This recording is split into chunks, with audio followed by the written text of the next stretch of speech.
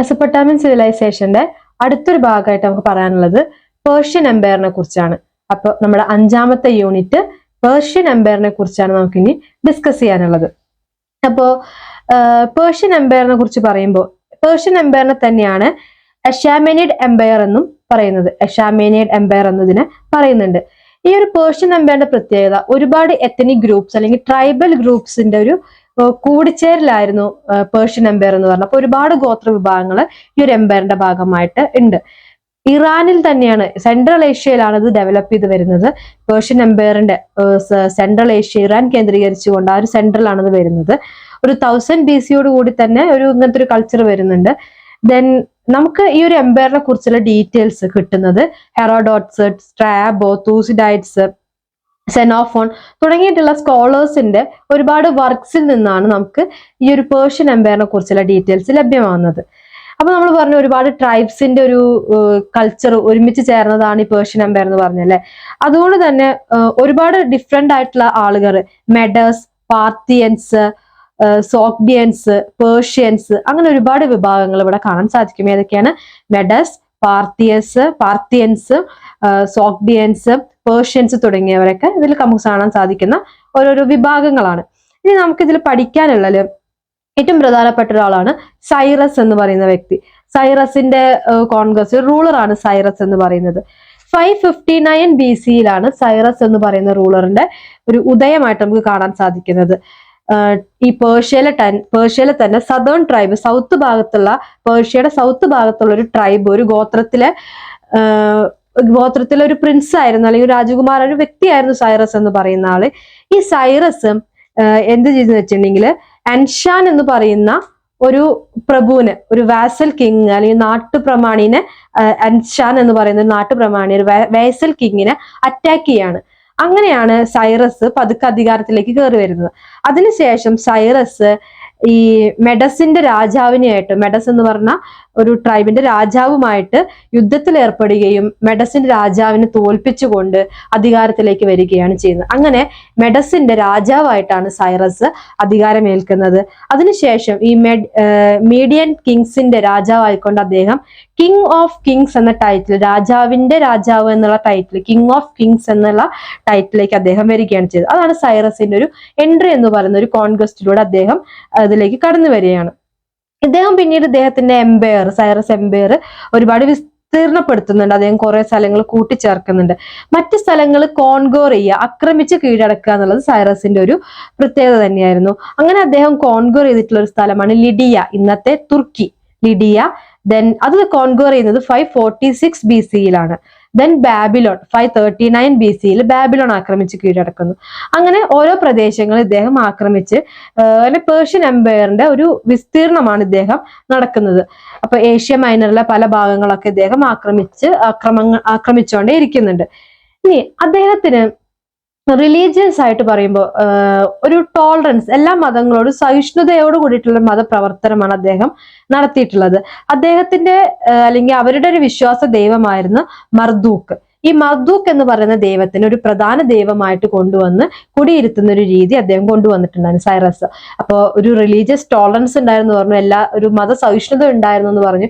ഈ മതസഹിഷ്ണുത അദ്ദേഹത്തിന് കിട്ടുന്നത് എങ്ങനെയാന്ന് വെച്ചിട്ടുണ്ടെങ്കിൽ സൊറസ്ട്രേനിസം എന്ന് പറഞ്ഞിട്ടുള്ള മതത്തിന് അതിൽ നിന്ന് അദ്ദേഹം എടുത്തതാണ് ഈ മതസഹിഷ്ണുത എന്ന് പറയുന്നത്.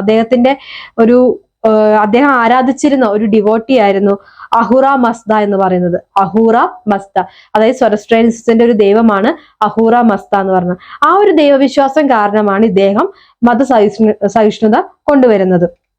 ഇനി അപ്പൊ മതത്തിന്റെ കാര്യത്തിൽ ഇങ്ങനെ ഒരു പോളിസി അദ്ദേഹം സ്വീകരിക്കുന്നു.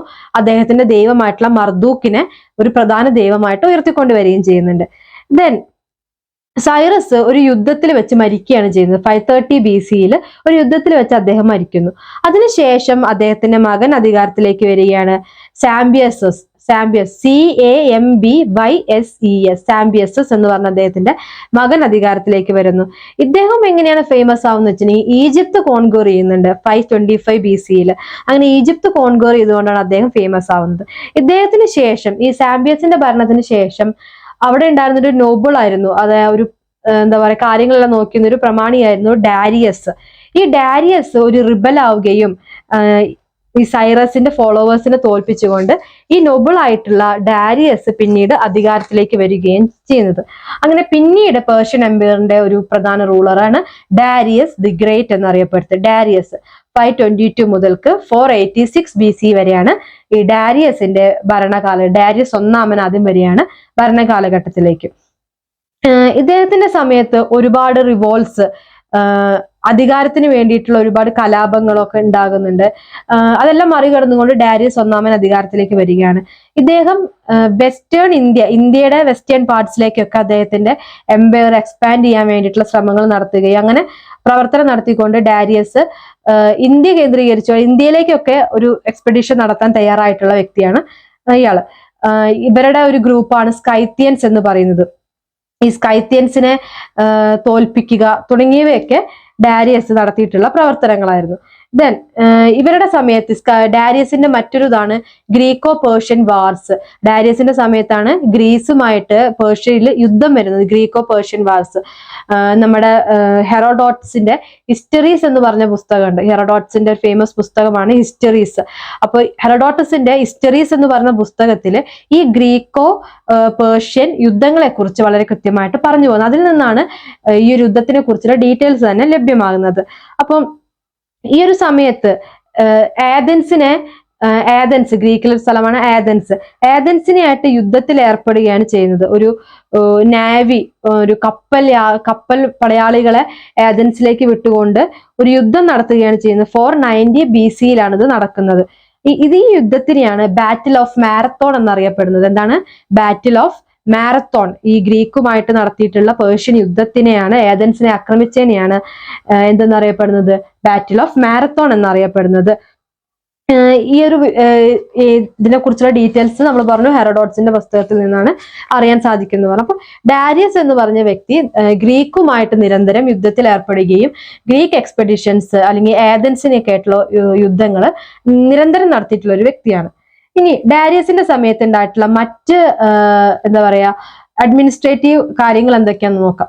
അപ്പൊ മറ്റ് അഡ്മിനിസ്ട്രേറ്റീവ്സ് സെറ്റപ്പ് എന്താണെന്ന് വെച്ചിട്ടുണ്ടെങ്കിൽ അദ്ദേഹത്തിന്റെ എംപയർ ഒരുപാട് പ്രൊവിൻസസ് ആയിട്ട്, പ്രവിശ്യകളായിട്ട് തിരിക്കുന്നുണ്ട്.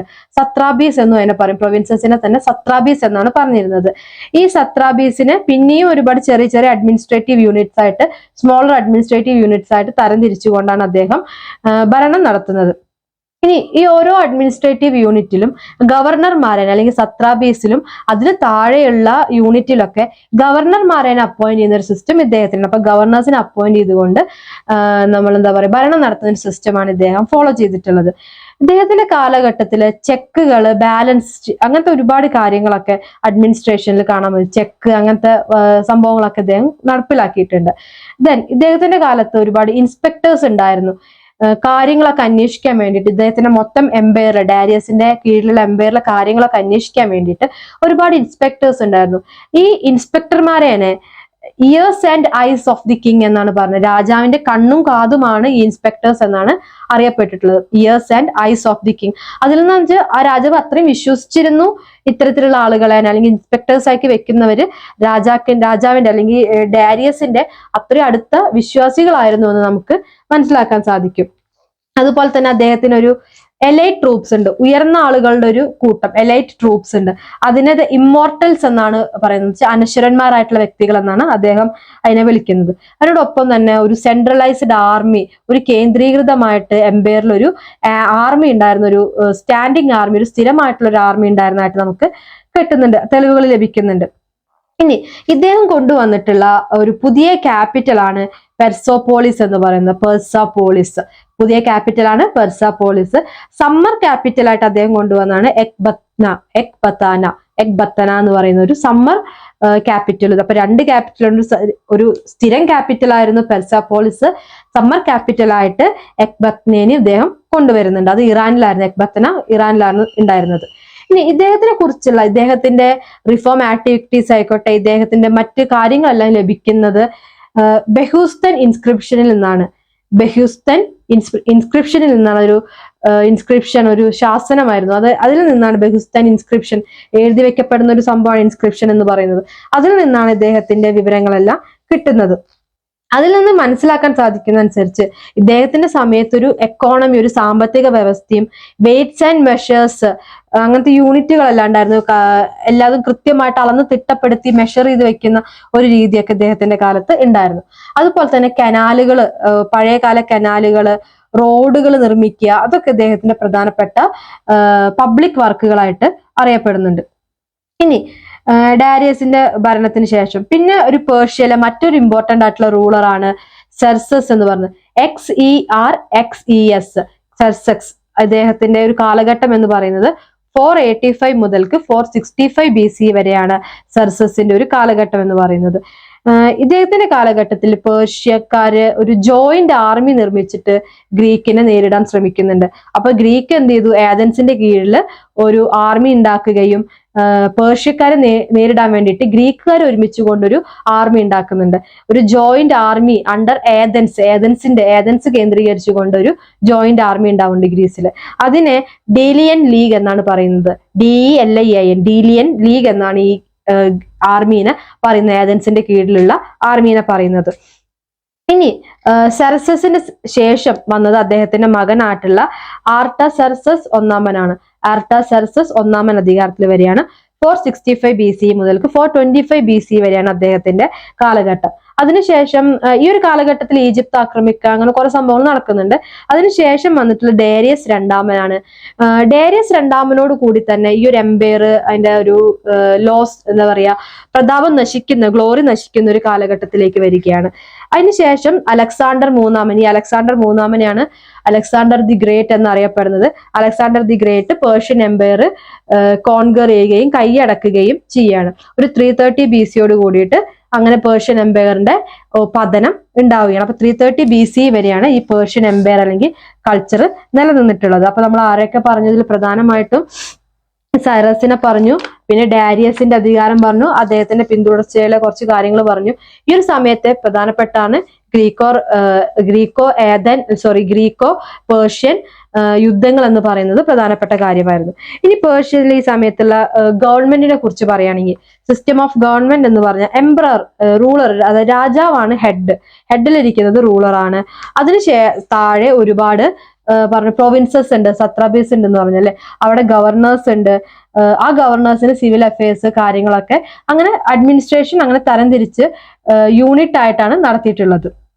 ഇനി സൈറസിന്റെ ഗവൺമെന്റ് എപ്പോഴും ഒരു സെൻട്രലൈസ്ഡ് റൂളിന് പ്രാധാന്യം നൽകിയിട്ടുണ്ടായിരുന്നു. സൈറസിന്റെ സമയത്ത് റൂൾ എപ്പോഴും സെൻട്രലൈസ്ഡ് ആയിരുന്നു. പിന്നീട് ഡാരിയസിന്റെ കാലഘട്ടമായപ്പോഴേക്കും ഡാരിയസ് ഈ എംപയറിനെ 7 റീജിയൻ ആയിട്ട് അദ്ദേഹത്തിന്റെ എംപയർ തരംതിരിക്കുന്നുണ്ട്. ഈ സത്രാബീസ് പോലെ തന്നെ 7 റീജിയൻസ് ആയിട്ട്, 7 പ്രദേശങ്ങളായിട്ട് ഡാരിയസ് അദ്ദേഹത്തിന്റെ എംപയറിനെ തരംതിരിച്ചിട്ടാണ് അധികാരം നടത്തിയിട്ടുള്ളത്. പിന്നീട് നമ്മൾ പറഞ്ഞു ഇവർക്കൊക്കെ മിലിറ്ററി, ഇതിൽ കൂടുതൽ മിലിറ്ററി, സ്റ്റാൻഡിങ് ആർമി തുടങ്ങിയവയ്ക്കൊക്കെ ഭയങ്കര പ്രാധാന്യം ഉണ്ടായിരുന്നു എന്ന് പറഞ്ഞു. അപ്പോൾ പിന്നീട് ഈ എംപയർ സാധാരണ പോലെ തന്നെ തകരുകയാണ് ചെയ്യുന്നത്. അപ്പൊ ഇത്രയാണ് പേർഷ്യൻ എംപയറിന്റെ ഒരു ഫീച്ചേഴ്സ് അല്ലെങ്കിൽ ഒരു ഇമ്പോർട്ടന്റ് ആയിട്ടുള്ള ആസ്പെക്ട്സ് എന്ന് പറയുന്നത്. Thank you.